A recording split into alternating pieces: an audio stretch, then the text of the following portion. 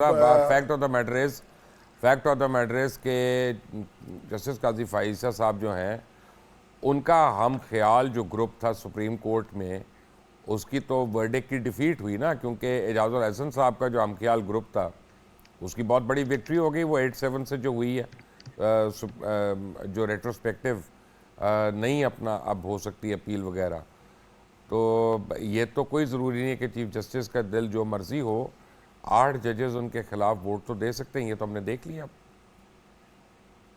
जी, वो बिल्कुल दे सकते हैं वोट। और कोई इसमें बड़ी क्लियर बात हो गई है कि रेट्रोस्पेक्टिव एक्ट जो है, मेजॉरिटी ऑफ सुप्रीम कोर्ट ने कहा है कि माजी में नहीं इतलाक होगा।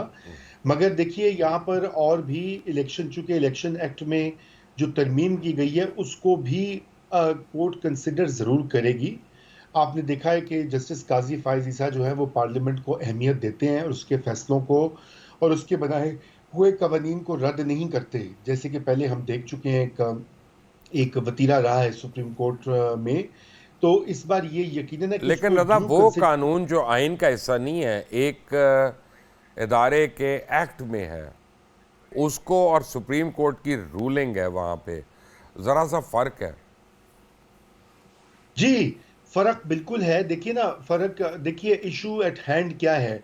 इशू एक हैंड ये है कि जो आइन में डिसक्वालिफिकेशन की जो क्लॉजेज हैं उसका इस्तेमाल करते हुए सुप्रीम कोर्ट ने एक जजमेंट दी। आइन ये नहीं कहता कि डिसक्वालिफिकेशन जो है वो कितनी देर के लिए होगी, उसमें period of time as such mention नहीं है। ये कवानीन में होता है, 5 साल हो या 10 साल हो, 3 साल हो, 2 साल हो।